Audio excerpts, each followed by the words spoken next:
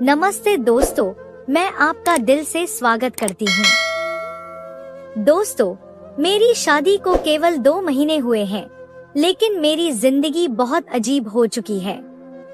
मैं इस वक्त अपने कमरे में बैठी थी।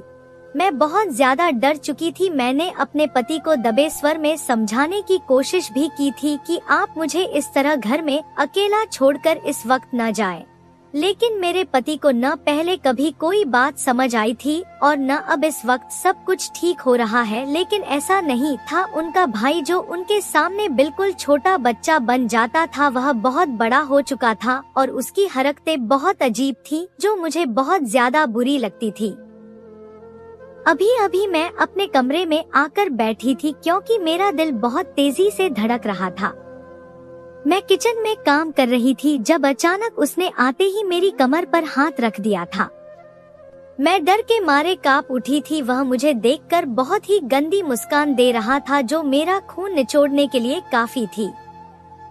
यही वजह थी कि मैं भागकर कमरे में आ गई थी और मुझे बहुत डर लग रहा था। डर इस बात का था कि कहीं वह शख्स अपनी हद भूलकर मेरे साथ कुछ गलत न कर दे। मेरी शादी को सिर्फ 2 महीने हुए थे, इसलिए मुझे इस घर के नियम भी समझ नहीं आ रहे थे। मैंने बातों में कल रात भी अपने पति से यह कहने की कोशिश की थी कि आपका भाई कुछ अजीब है। मैं और कुछ कहती इससे पहले ही मेरे पति ने मुझे देखकर कहा था, देखो मैं तुमसे बहुत प्यार करता हूँ और तुम्हें सिर आँखों पर बिठाता हूँ, मगर मेरे लिए मेरा भाई बहुत जरूरी है। मैं उससे बहुत प्यार करता हूँ। माता पिता के देहांत के बाद मैंने उसे एक औलाद की तरह पाला है। अगर तुम उसके बारे में कुछ उल्टा सीधा बोलोगी तो मैं तुमसे नाराज भी हो सकता हूँ। शादी को सिर्फ 2 महीने हुए थे, इसलिए मैंने अपने होंठ सी लिए थे। मैं ऐसी कोई बात नहीं करना चाहती थी जो मेरे पति को बुरी लगे। काफी देर गुजर गई थी, लेकिन ऐसा कुछ नहीं हुआ था जो मेरे दिल को और तेज धड़कने पर मजबूर करता। लेकिन अचानक कमरे के अंदर बाहर से एक जोरदार आवाज आई थी। ऐसा लगा था जैसे कुछ बाहर गिर गया हो। मैं फौरन भागकर बाहर आई थी क्योंकि यह आवाज किसी इंसान के गिरने की थी। जब मैं कमरे से बाहर आई तो बरामदे में मेरा देवर बहुत खराब हालत में जमीन पर पड़ा हुआ था। मैं तो परेशान ही हो गई थी कि यह हुआ क्या है। मैं फौरन उसके पास भागकर गई थी। रात के 12 बज रहे थे और इस वक्त मेरे पति भी घर पर नहीं थे। मेरे देवर के अलावा घर पर कोई नहीं था। मैंने फौरन उसे संभाला था। उसके पाँव में बहुत गंभीर चोट आई थी और सिर से भी खून निकल रहा था। मैंने तुरंत उसे सहारा दिया था, जबकि उसने मुझे अपनी बाहों में ले लिया था। मैं बुरी तरह से घबरा गई थी और उसे पीछे हटाने की कोशिश करने लगी थी। तब उसने जोर जोर से ठहाका लगाया था। अरे भाभी, कहाँ भाग रही हो? करीब तो आओ, देखो तुम्हारे देवर के पाँव में कितनी गंभीर चोट आई है। यह बात हकीकत थी कि वह छत से गिरा था, लेकिन उसकी घटिया हरकतें फिर भी बंद नहीं हो रही थी। मैं उसे देखकर बोली थी, विक्रम, इंसान बन जाओ। तुम्हारे पाँव और सिर पर कितनी गंभीर चोट आई है, लेकिन तुम बिल्कुल भी होश में नहीं आ रहे हो। मैं तुम्हारे भाई को कॉल करती हूँ ताकि तुम्हें अस्पताल ले जाया जाए, और आइंदा अगर तुमने मुझे हाथ लगाने की जुर्रत की तो मैं तुम्हारा हाथ तोड़ दूंगी।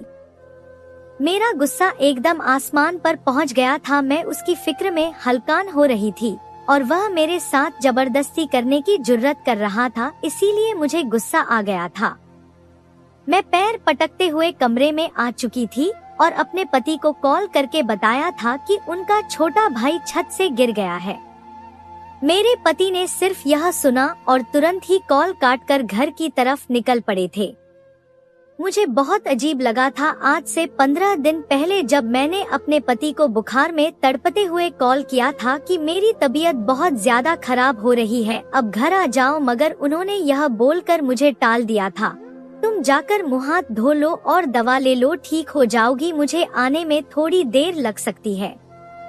मुझे मेरे पति की यह हरकत बहुत बुरी लगी थी, लेकिन मैंने कुछ नहीं कहा था। मगर अब अपने भाई के लिए इतनी तड़प देखकर मुझे बहुत अजीब महसूस हुआ था। लेकिन मैंने यही सोचा कि दोनों आपस में भाई हैं, तभी इतना प्यार है। माता पिता नहीं है, एक दूसरे को ही सब कुछ समझते हैं, इसीलिए दीवाने हो गए होंगे। मैं बाहर आ गई थी, जबकि वह हॉल में ही आंखें मूंदकर जमीन पर लेट गया था। मेरे पति आने वाले थे और अगर वह मुझे इस तरह उससे लापरवाह देखते तो बेवजह हम दोनों के बीच लड़ाई हो जाती। यही सोचकर मैं हॉल में ही चली गई थी, लेकिन उससे दूरी बनाए रखकर बैठ गई थी।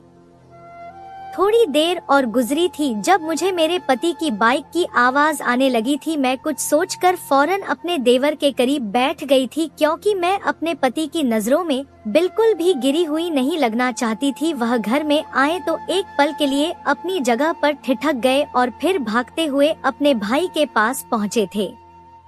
उन्होंने उसे झकझोर कर उठाने की कोशिश की थी, जबकि मेरा देवर विक्रम बेहोश हो चुका था। वह उसे गोद में उठाकर नजदीकी क्लिनिक ले जाने लगे। मैंने भी अपने सिर को ढक लिया था और अपने पति के पीछे ही घर से निकलकर उनके साथ चलने लगी थी। वहां जाते ही डॉक्टर ने उसे इमरजेंसी में देखा था और जल्दी जल्दी उसका इलाज शुरू कर दिया था। मेरे पति के चेहरे से मालूम हो रहा था जैसे उनकी हालत बहुत ज्यादा खराब हो गई हो। मेरे पति सिर्फ 3 भाई बहन थे।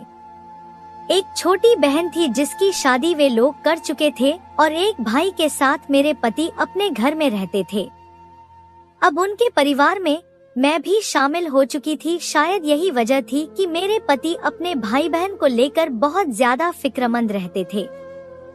थोड़ी देर बाद डॉक्टर ने मेरे पति को देखकर कहा था, फिक्र करने की जरूरत नहीं है, आपके भाई को थोड़ी बहुत चोट आई है। अगर यह समय पर दवा लें और इन्हें समय पर देखभाल दी जाए तो यह जल्द से जल्द अपने पैरों पर खड़े हो सकते हैं। मेरे पति ने सिर को हल्के जोश में हिलाया था और डॉक्टर का शुक्रिया अदा करके अपने भाई की तरफ बढ़ गए थे। वे उसे देखकर गुस्से से बोले थे, यह क्या बचपना है, तुम्हें बिल्कुल अपनी सेहत का ख्याल नहीं है, यह क्या हरकत की है तुमने। भगवान का शुक्र है कि तुम्हें ज्यादा चोट नहीं आई, अगर तुम्हें ज्यादा चोट आ जाती तो हम कहाँ के रहते। मैं तो इस बात से परेशान हूँ कि तुम्हारे सिर को ज्यादा नुकसान नहीं पहुँचा, वरना मैं क्या कर लेता। वे उसे भाई की तरफ बढ़ गए थे।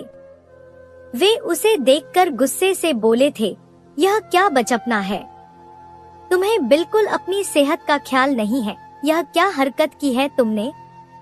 भगवान का शुक्र है कि तुम्हें ज्यादा चोट नहीं आई, अगर तुम्हें ज्यादा चोट आ जाती तो हम कहाँ के रहते।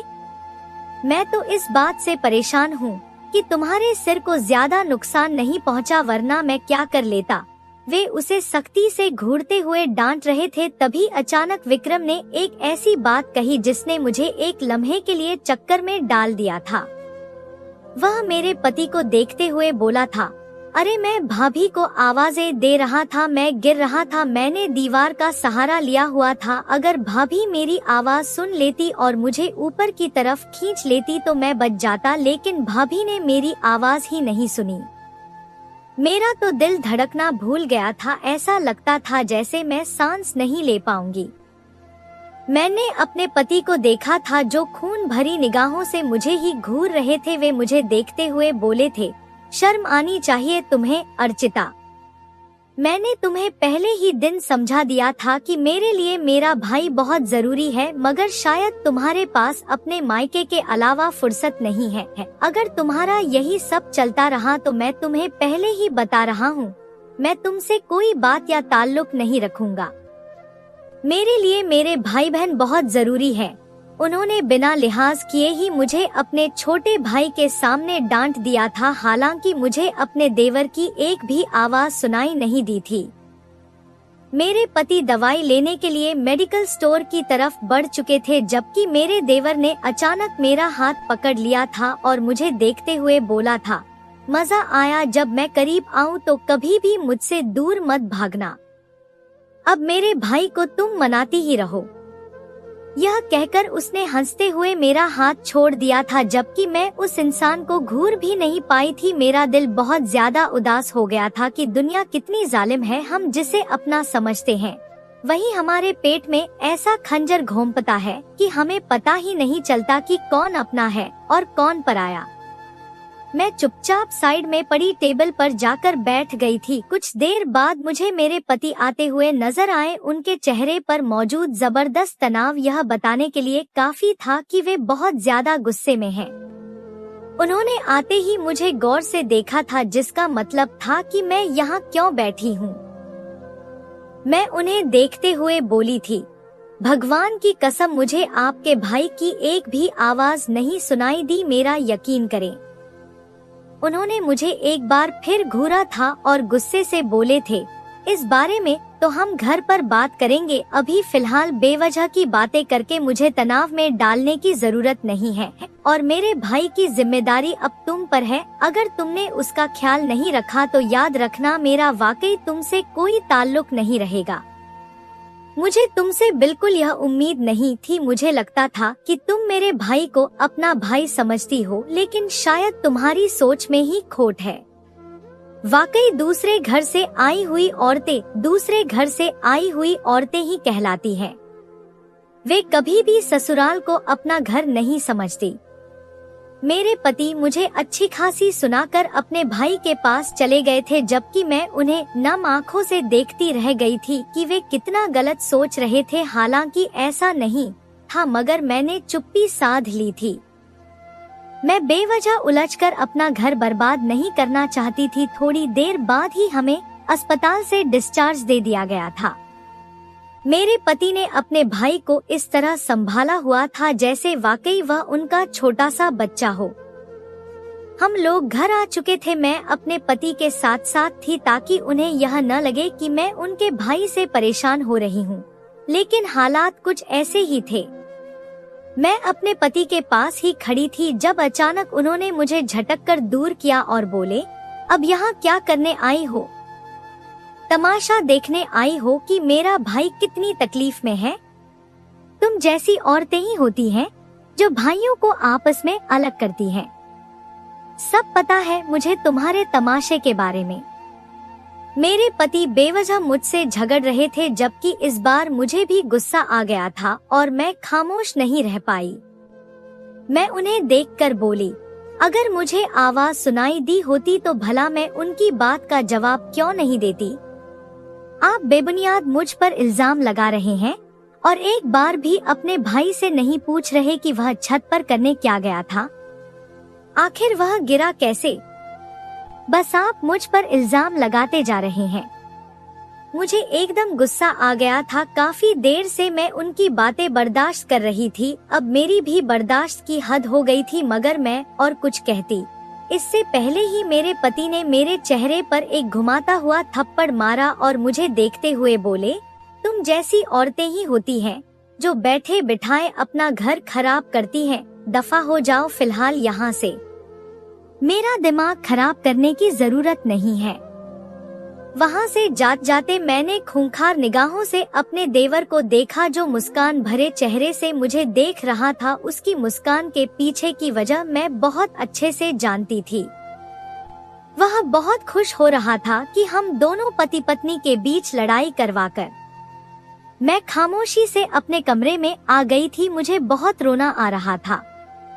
मैं अपने पति से बहुत मोहब्बत करती थी। मैंने अपनी जिंदगी में उनसे पहले किसी को शामिल नहीं किया था। यही मेरी जिंदगी के पहले मर्द थे जो मेरे दिल में घर कर चुके थे। यह बात हकीकत है कि जब औरत मोहब्बत करने पर आती है तो मर्द उसे बहुत रुलाता है। ऐसा ही मेरा हाल था। काफी देर तक मैं अपने कमरे में बैठी अपनी किस्मत को रोती रही कि मैंने किस जहन्नुम में शादी कर ली है। पति के साथ साथ देवर को भी मैं कैसे बर्दाश्त करूं? यही सोचते सोचते मेरी आंख कब लग गई मुझे कुछ इल्म नहीं हुआ। आधी रात के करीब मुझे अपने जिस्म पर किसी का हाथ महसूस हुआ। मैंने जैसे ही आंख खोली तो मेरे पति मेरी गोद में सिर रखकर बैठे हुए थे। मैंने हैरत से उनकी तरफ देखा। वे मेरे कदमों में बैठे हुए थे और उनका सिर मेरी गोद में था मैं फौरन जाग गई थी। मुझे उठता देख उन्होंने मेरे हाथों को अपने हाथों में ले लिया और मेरे चेहरे को अपनी निगाहों के हवाले करते हुए मोहब्बत से भरे लहजे में बोले, मुझे माफ कर दो, मैंने तुम्हारे ऊपर हाथ उठा लिया। मेरा इरादा तुम्हें तकलीफ पहुंचाने का नहीं था, बस मैं थोड़ा गुस्सा हो गया था, लेकिन मैं अपनी गलती पर शर्मसार हूँ। उनकी बात सुनकर मैं खामोश हो गई थी। शादी को सिर्फ 2 महीने हुए थे, इसलिए मैं अपने घर में कोई बेमतलब का झगड़ा नहीं चाहती थी। यही वजह थी कि मैं खामोश होकर उन्हें देखने लगी थी। वे आगे बोले, बस मेरे भाई का थोड़ा ख्याल रख लेना। मैं तुमसे वादा करता हूँ कि मैं आइंदा तुम पर कभी हाथ नहीं उठाऊंगा। मैं जानता हूँ कि तुम मुझसे बहुत प्यार करती हो और मैं भी तुमसे बहुत प्यार करता हूँ। बस मैं अपने भाई और बहन से बहुत ज्यादा करीब हूँ। माता पिता के जाने के बाद मैंने इन दोनों को अपनी औलाद की तरह पाला है। अब ये दोनों जरा भी तकलीफ में आते हैं तो मेरा दिल बैठ जाता है।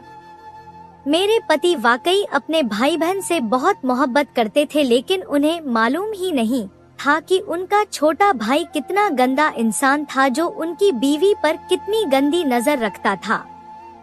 मैंने अपने आंसू साफ किए और उन्हें देखते हुए बोली, कोई बात नहीं, गुस्से में इंसान काबू में नहीं रहता। मैं आपकी बात समझ रही हूँ और जितना मुझसे हो सकेगा मैं आपके भाई की सेवा करने की कोशिश करूँगी, मगर देखिए मैं आपसे कोई वादा नहीं करती। अभी मैं और कुछ कहती इससे पहले ही वे बोले, प्लीज कोई फिजूल बात करके मेरा दिमाग खराब मत करना। मैं बोल रहा हूँ ना कि मैं आइंदा तुमसे इतनी बदसलूकी नहीं करूँगा, बस तुम मेरे भाई का ख्याल रख लेना। मैं उनकी बात का मतलब अब समझ गई थी। वे सीधे सीधे मुझे अपने भाई की सेवा करने के लिए राजी कर रहे थे, ताकि मैं गुस्से में आकर उनके भाई की सेवा न छोड़ दूं। मैंने चुप रहना ही बेहतर समझा और खामोश हो गई। अचानक उन्होंने मुझे अपनी बाहों में भर लिया और मेरे चेहरे को अपने गर्म स्पर्श से महकाने लगे। मैं खामोशी से उनकी मोहब्बत में बहकने लगी। पति की मोहब्बत एक औरत के लिए बहुत मायने रखती है, ऐसा ही मेरा हाल था।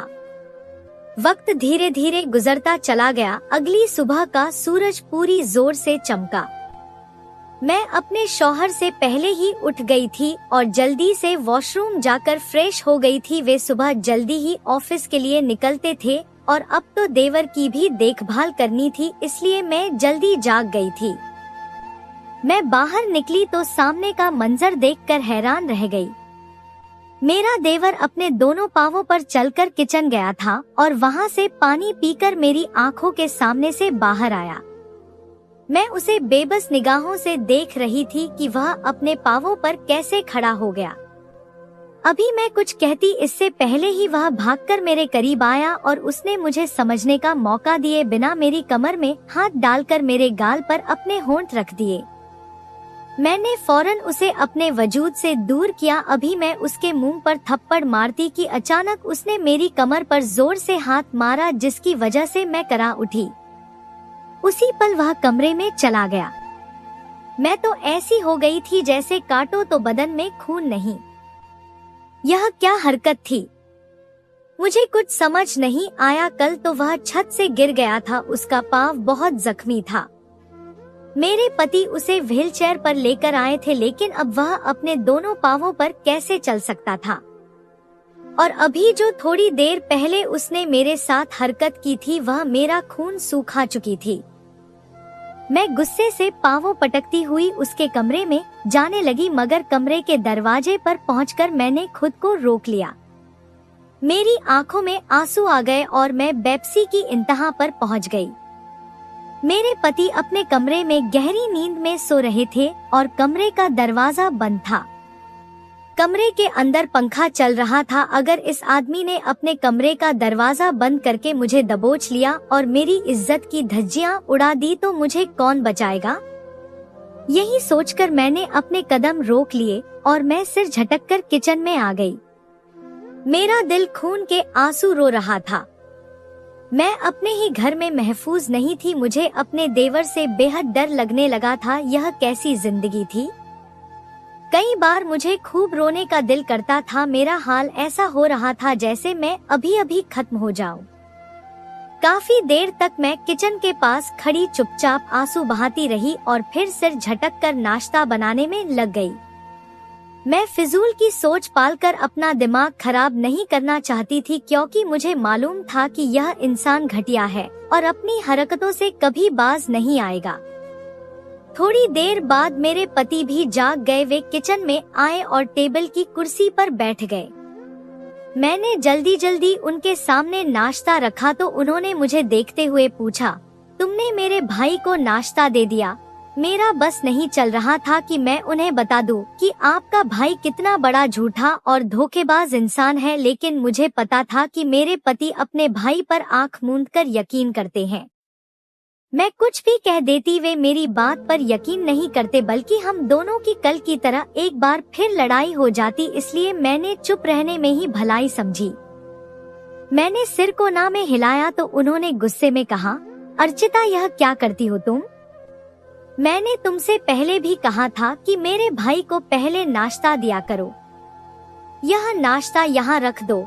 पहले मैं अपने भाई को अपने हाथ से नाश्ता कराऊंगा, उसके बाद ही कुछ खाऊंगा। उन्होंने मुझे हटाकर चाय निकाली और कैबिनेट से बिस्किट निकालकर अपने भाई के कमरे की तरफ बढ़ गए। मुझे एक बार फिर जोर से रोना आया। मैं टेबल पर बैठकर खूब रोने लगी। मेरा दिल चाहता था कि मैं अपने घर चली जाऊं, इस झंझट से दूर चली जाऊं। मैंने कभी नहीं सोचा था कि मेरी जिंदगी में इतने ज्यादा मसले पैदा हो जाएंगे। बचपन से लेकर बड़े होने तक मेरे माँ बाप ने मुझे राजकुमारी की तरह पाला था। मेरे भाई हमेशा मुझे सिराखों पर बिठाकर रखते थे, लेकिन अब जो मेरे साथ हो रहा था वह नाकाबिले बर्दाश्त था। मुझे पता था कि अगर मैं उनके कमरे में नहीं गई तो इस बात पर भी मेरे पति बेवजह मुझसे झगड़ा करेंगे। मैं कमरे में दाखिल हुई तो मेरा देवर मेरे पति के गले लगकर जोर जोर से रो रहा था। मैं तो हैरान रह गई कि अब क्या हो गया। मैं कुछ कहती इससे पहले ही मेरे पति मेरे देवर को छोड़कर अपनी जगह से खड़े हुए और बिना कुछ समझने का मौका दिए उन्होंने एक थप्पड़ मेरे गाल पर मार दिया।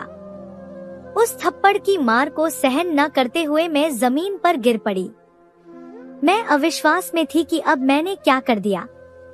वे मुझे देखकर बोले, तुम जैसी औरत को अपने घर में रखना ही बेवकूफी है, यहाँ से दफा हो जाओ। तुम क्यों मेरी जिंदगी में जहर घोलने के लिए आ गई हो? इसीलिए मैंने तुम्हें अपने घर में रखा है कि तुम हम भाइयों के बीच टांग मत डालो। तुमने मेरे भाई से कहा है कि तुम उसकी कोई सेवा नहीं करोगी, वह तुम पर बोझ है, वह मेरे टुकड़ों पर पल रहा है। आखिर तुम होती कौन हो यह बकवास करने वाली? तुम्हारा जितना मुझ पर हक है उससे कहीं ज्यादा मेरे भाई का मुझ पर हक है, समझ आई? मैं ऐसी हो गई थी जैसे अब सब खत्म हो चुका हो।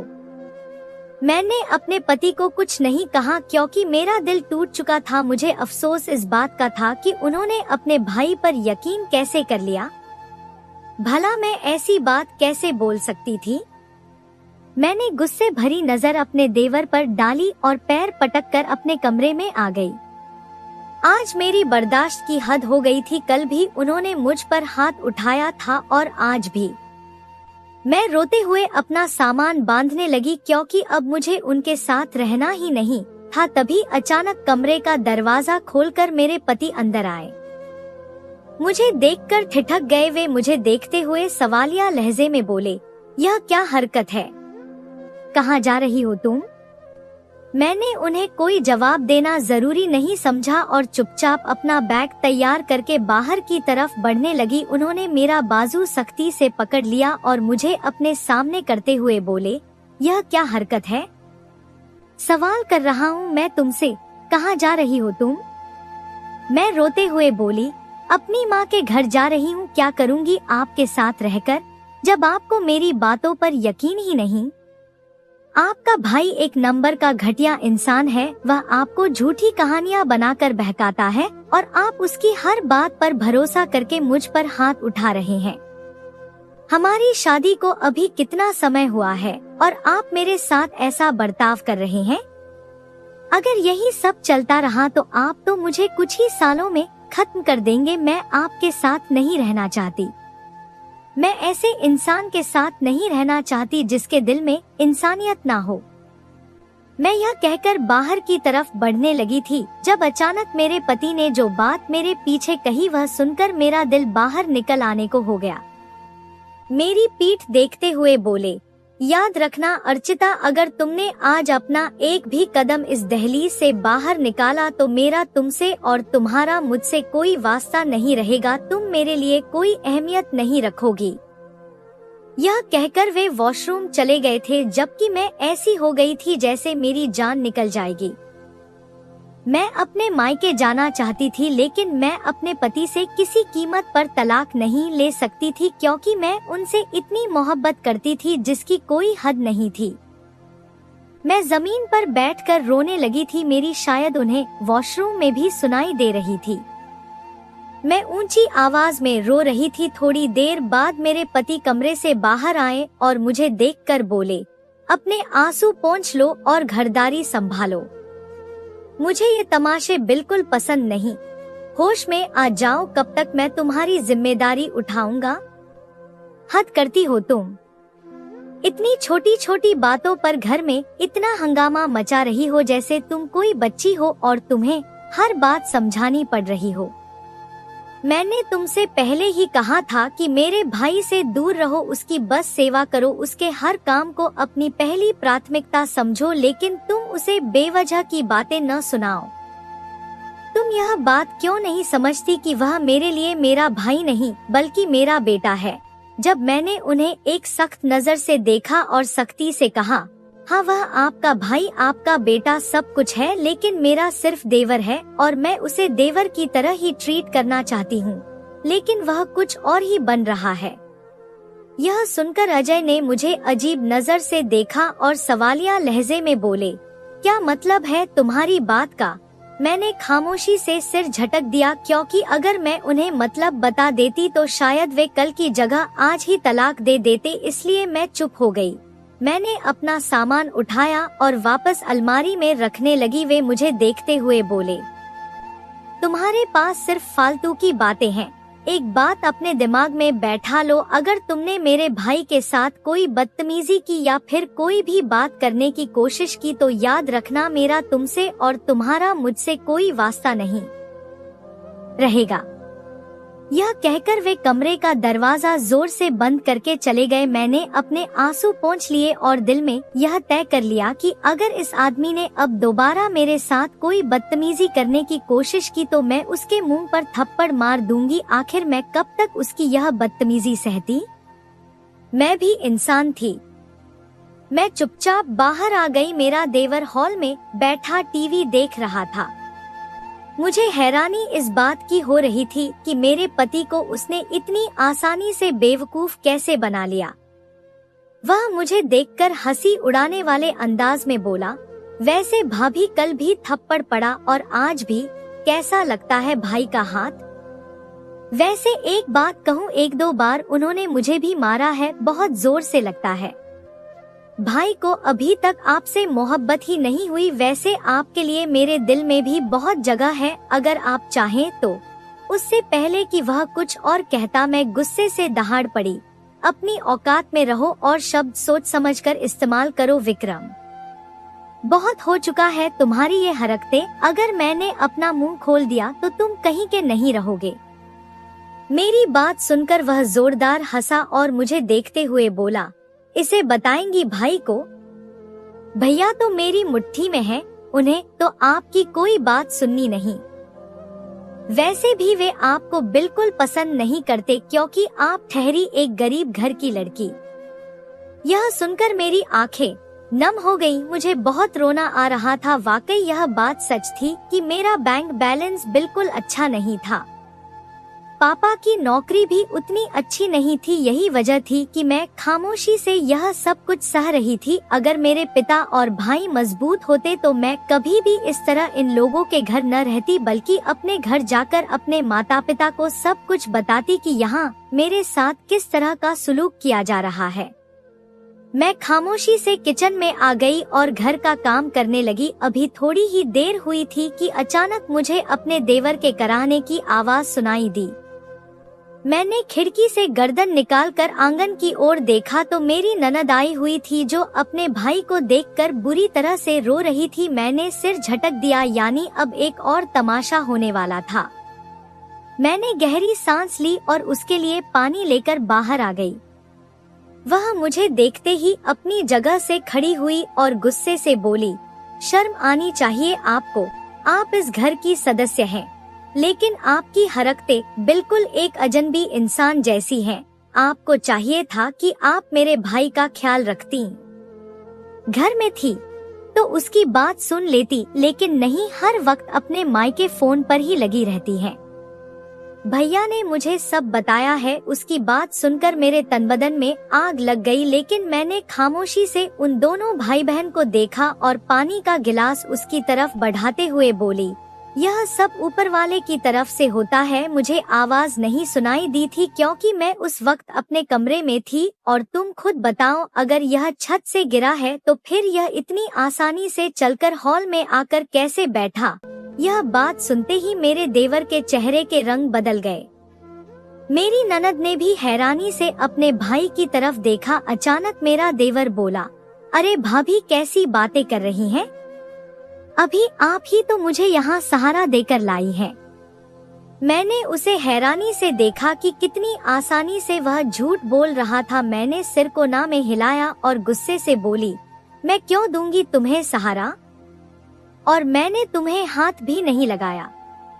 यह अपने कमरे में था और यह झूठ बोल रहा है कि इसे चोट लगी है। इसने नाटक किया है कि यह छत से गिरा है। तुम्हें पता है पूजा, इसने मेरे साथ। मैं अभी अपनी बात पूरी करती तभी अचानक दरवाजे के पास से मेरे पति की दहाड़ वाली आवाज सुनाई दी, तुम्हें मैंने अभी थोड़ी देर पहले एक सबक सिखाया था, लेकिन शायद तुम्हें मेरी बात को हल्के में लेने की आदत हो चुकी है। आज मैं तुम्हें बताऊंगा कि मेरी बात कैसे माननी है। मेरे पति को देखकर मेरा दम घुटने लगा। जितने खूंखार भाव के साथ मेरे पति मेरी तरफ आ रहे थे, मेरा दिल बुरी तरह से कांप रहा था। मैं उनकी तरफ देखते हुए बोली, मेरी बात सुनिए, मैंने कुछ नहीं किया है। आपका भाई ही मेरे साथ बदतमीजी कर रहा है। उसने मेरे साथ क्या क्या नहीं किया, लेकिन आपको मेरी बात समझ नहीं आती। उन्होंने मेरा हाथ पकड़ लिया और मुझे कमरे के अंदर ले गए। मैं अभी कुछ कहती इससे पहले ही मेरा सिर इतनी जोर से घूमा कि मैं उसी पल उनकी बाहों में बेहोश हो गई। शायद मैं अपने पति से बहुत ज्यादा डर चुकी थी। मेरी आंख खुली तो मैं अपने बिस्तर पर थी और रात के कोई 10 बज रहे थे। कमरे में कोई मौजूद नहीं था। यकीनन मेरे पति अपने भाई के कमरे में थे। मैंने सिर झटका और उठकर बैठ गई।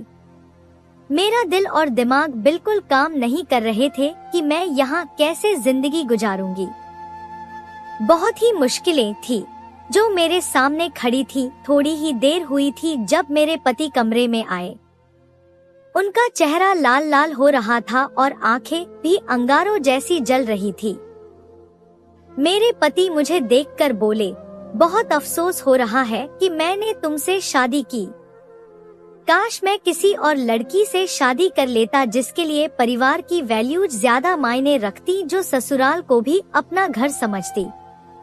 उनकी जलिकती बातें सुनकर मैं खामोश हो गई थी। भला मैं उन्हें क्या जवाब देती, क्योंकि न मैं समझ ही गया हूँ कि तुम हम लोगों से कितनी जल्दी उब गई हो। यह बात सुनकर मैंने न जाने क्यों राहत की सांस ली। हालांकि मेरे पति बहुत गुस्से में मुझसे बात कर रहे थे, लेकिन मुझे ऐसा लग रहा था जैसे मेरा दिल झूम उठा हो, यानी मैं अब सुकून की जिंदगी जीने वाली थी। मैं खामोशी से उठकर वॉशरूम चली गई और मुंह हाथ धोकर बाहर आई। मेरे पति कहीं भी नहीं थे। मैं बाहर आई तो वे आंगन में बैठे अपना मोबाइल इस्तेमाल कर रहे थे। मैंने उन्हें पूरी तरह नजरअंदाज किया और किचन में जाकर अपने लिए कॉफी बनाने लगी। पीछे से उन्होंने मुझे आवाज दी, मुझे भी कॉफी दे देना, मैं कमरे के अंदर जा रहा हूँ। मैंने कोई जवाब नहीं दिया। उनके लिए कॉफी बनाकर मैंने उन्हें कमरे में दे दी और अब सुकून से बैठकर कॉफी पीने लगी। यानी अब मेरी जिंदगी में खुशियों भरे दिन आने वाले थे। थोड़े ही सही, लेकिन मैं ये दिन बहुत सुकून से गुजारना चाहती थी। अगले ही दिन से मैंने अपने पति के साथ अपना रवैया पूरी तरह से बदल लिया, उनसे बहुत ही रोमांटिक बातें करने लगी। थोड़े ही दिनों में मैंने अपने पति को अपनी तरफ आकर्षित कर लिया और वे मुझे बुरा भला कहने की बजाय अब मेरे साथ खुशहाल जिंदगी बिताने लगे।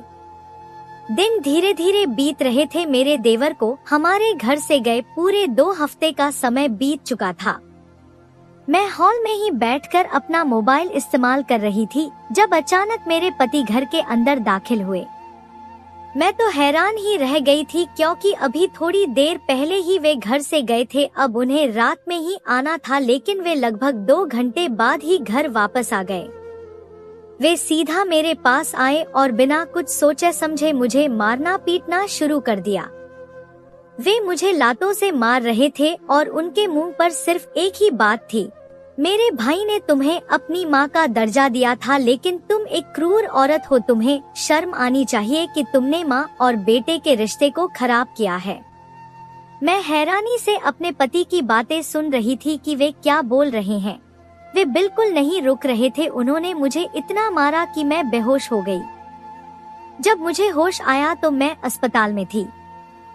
एक नर्स मेरे पास ही खड़ी थी। वे मुझे देखकर बोली, अब कैसी हैं आप?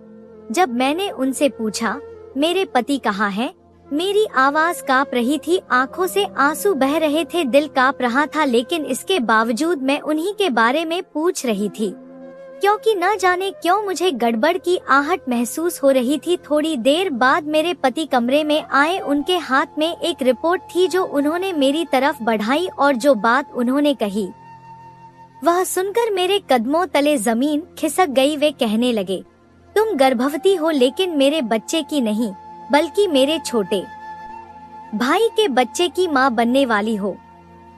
मुझे विक्रम ने बताया है कि तुमने किस तरह उसके साथ जबरदस्ती की और कितनी बदतमीजी से तुम उसके साथ पेश आई हो। तुम्हें क्या लगता है कि मैं तुम्हारी इन हरकतों को माफ कर दूंगा? अब मैं तुमसे कोई वास्ता नहीं रखूंगा। न जाने मुझे कहां से हिम्मत आई और मैंने बिना सोचे समझे अपने पति के मुंह पर एक जोरदार थप्पड़ जड़ दिया। फिर मैंने हर सच्चाई उन पर उजागर कर दी कि उनके भाई ने मेरे साथ क्या क्या नहीं किया और किसने कह दिया कि मैंने उनके साथ कुछ किया। यह रिपोर्ट भी झूठी है। अगर आपको यकीन नहीं तो अभी के अभी आप मेरा DNA टेस्ट कराएं, ताकि आपको मालूम हो सके कि यह बच्चा किसका है। यह बात तो थी कि मुझे अपनी तबीयत कुछ दिनों से खराब लग रही थी और मुझे महसूस भी हो रहा था कि मैं गर्भवती हूँ। मेरी बात सुनकर मेरे पति चंद लम्हों के लिए खामोश हो गए थे। फिर जब डॉक्टर ने हमारी बातें सुनी तो उन्होंने फौरन ही मुझे और मेरे पति को मशवरा दिया था कि गलतफहमी अभी ही दूर हो जाएगी। अगर आपकी पत्नी कहती है कि आपके देवर गलत है तो आपको चाहिए कि अभी के अभी DNA टेस्ट करवा ले, ताकि यह मालूम हो सके कि उनके पेट में पलने वाला बच्चा दरअसल किसका है। अगर यह बच्चा आपके देवर का हुआ तो यकीनन आपकी पत्नी दोषी है, लेकिन अगर यह बच्चा आपके देवर का नहीं बल्कि आपका हुआ तो आप समझ जाना कि आपकी पत्नी सच बोल रही है। मेरे पति डॉक्टर की बात सुनकर बिल्कुल खामोश हो गए थे। फिर उनके कहने के मुताबिक जब हमने DNA टेस्ट दोबारा करवाया और उनकी आंखों के सामने करवाया तो मेरे पति की आंखें शोला उगलने लगी, क्योंकि यही हकीकत थी, यह बच्चा किसी और का नहीं मेरे पति का था। मेरे पति ने उसी पल अपने भाई को कॉल करके घर वापस बुलाया और जब वह घर वापस आया तो मेरे पति ने बिना समझने का मौका दिए उसे बेल्ट से मारा। इतना मारा कि वह रोने लगा और उसने मेरे पांव पकड़ लिए, लेकिन मैं बिल्कुल खामोशी से एक तरफ खड़ी होकर यह तमाशा देख रही थी, क्योंकि जितनी बेइज्जती मैंने सिर्फ अपनी शादी के 2-3 महीने में गुजारी थी वह तकलीफ मैं किसी कीमत पर नहीं भूल सकती थी। मेरे पति ने मेरे देवर को घर से निकाल दिया था और उसे साफ कह दिया था, मेरा तुमसे कोई वास्ता ताल्लुक नहीं है, क्योंकि तुम मेरे ही घर में आग लगा रहे थे। मैं तुम्हें अपना बेटा बाबू बोल बोल कर बुला रहा था और तुमने मुझे ही तबाह करने के बारे में सोचा। फिर जो बात मेरे देवर ने कही वह सुनकर हम सब दंग रह गए थे। वह कहने लगा, मैं भाभी को पसंद करता था, लेकिन शादी आपने कर ली और इसी जलन में मैं उनके साथ यह सब कर रहा था। जब उसने अपने मुंह से यह गुनाह कबूल किया तो मेरे पति ने वाकई उससे तमाम ताल्लुकात तोड़ लिए और सबके बीच मेरे कदमों में बैठकर माफी मांगी। मेरा बिल्कुल दिल नहीं था कि मैं उन्हें माफ करूं, लेकिन मैं खामोश हो गई थी क्योंकि मैं अब गर्भवती थी और अपने बच्चे के लिए ही सही इस रिश्ते को निभाना चाहती थी। बेशक अगर आप हिम्मत करें और सब्र से काम लें तो वह बिल्कुल दिल नहीं था कि मैं उन्हें माफ करूं, लेकिन मैं खामोश हो गई थी क्योंकि मैं अब गर्भवती थी और अपने बच्चे के लिए ही सही इस रिश्ते को निभाना चाहती थी। बेशक अगर आप हिम्मत करें और सब्र से काम लें तो वह ऊपर वाला भी आपका साथ जरूर देता है। तो दोस्तों, यह थी हमारी आज की कहानी। आपको सुनकर कैसी लगी हमें कमेंट करके जरूर बताएं और हमारी वीडियो को ज्यादा से ज्यादा अपने दोस्तों में शेयर करें और हमारे चैनल को भी सब्सक्राइब कर लें ताकि आने वाली वीडियो का नोटिफिकेशन आप तक तुरंत पहुंचे। मैं मिलती हूं आपसे अगली वीडियो में, तब तक के लिए धन्यवाद।